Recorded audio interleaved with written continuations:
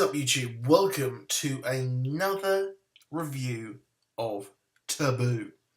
Now, I'm glad a lot of you are enjoying these reviews. I never expected a lot of you to actually watch this series of reviews on Taboo, but I'm glad. Glad you're here. Please do, of course, drop that like button if you enjoyed the episode, and also please do drop that subscribe so you never miss a beat. So a lot of you probably are new to this channel. I do CW, Flash, Arrow reviews, breakdowns, theories, comics, and all that kind of garb.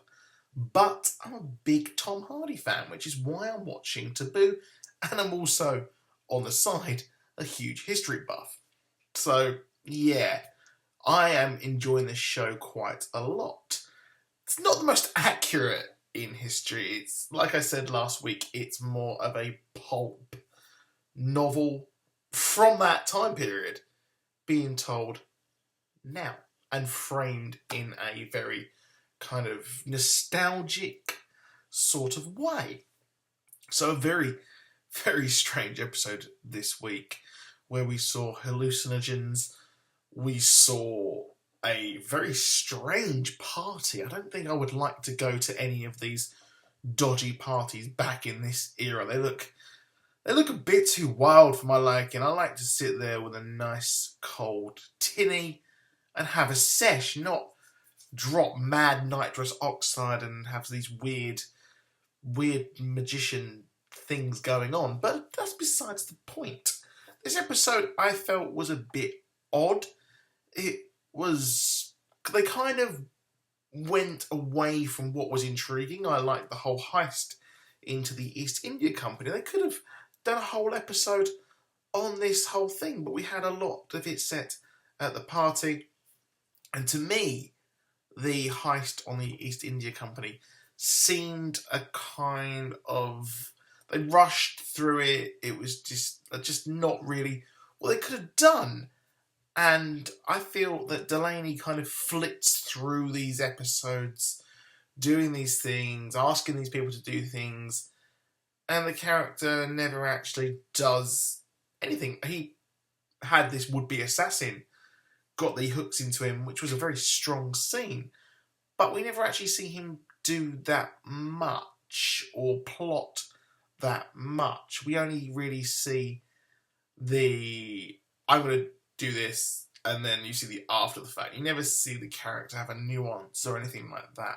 We never see him kind of wrestle with his inner dialogue. We never really see what the character is thinking, which is a huge downfall of a show like this when it is so incredibly character driven. And that is a huge downside. Big downside to the show, but it wears its heart on its sleeve. It does wear its heart on its sleeve. And it is what it is. It's not pretending to be anything else. It is very much a simple show because the rest of the show is so fucking complicated. So we've got the Crown kind of doing over the East India Company.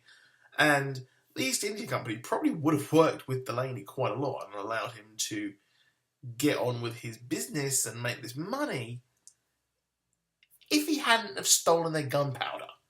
So we got Scroobius Pip in this episode. I'm not sure if I hadn't seen him in these previous episodes. I think he has been, but I've not actually seen him so blatantly in this. So it's cool seeing Scroobius Pip. I'm a huge fan of Scroobius Pip. He's local to me, and also obviously Dan Lasac versus Scroobius Pip is just some great music. So yeah, check that out if you've not heard it, really. But the show I felt was a bit of a mess. We've got the thing going on with our resident Royal Society chemist kind of dude. And then we've got the party. So a bit too much is going on here. We've got spinning plates going on. I feel that we kind of need to get a resolution to at least one of these storylines so the other one can then take off and we can focus on that. And I guess, like I said, the show does wear its heart on its sleeve, and you're just going to have to go with it and just be along with the ride. Do we want to? I'm enjoying it. It's a decent show, and I feel that next week we're going to have to really see where these end plans are going, because I want to see what's going to happen and what this. If we need some kind of reaction to what's happening, we are seeing it a bit with the James' father kind of ex-wife one. She's being used by these people with all these documents, and it's not really what he planned. He's also got, well, James Delaney, he does have the option of going to America, living with his half-sister, and then, actually going off and living in the sunset, as long as he gives the Americans that plot of land, which I'm sure they would really, really like. But we've got a very, very good episode next up. We've got a duel. So I think that the sister storyline could come to a head, and we'll see this sort of come to an end, and we'll get the resolution of where we want to be so we can move on, because this duel will be a very interesting thing. So I think that the psychedelic part of this episode kind of did it a bit of a disservice, and I think that it was just done for aesthetics' sake. Maybe it did obviously fit into Delaney's plans, but, it's one of those things. So, pretty okay episode, bit of a mess. I think that they should have gone with the whole heist episode a lot more interesting. But then again, this isn't a heist show. So, it's a lot different to everything else on TV, and I feel that, well, the whole thing fits together. They're not separating their storylines as much as other shows do.